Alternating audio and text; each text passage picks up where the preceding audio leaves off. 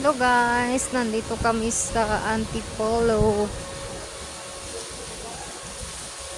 Dito kami guys, nag-swimming kami. Marami pang mga cottage. So, maraming mga bakanting cottage guys. So, ayan. Akyat tayo guys.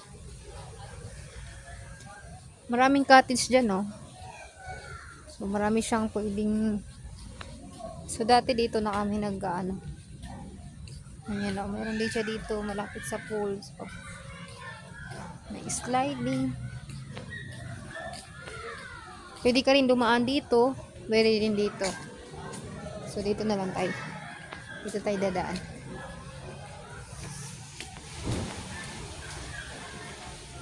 Maraming cottage dito.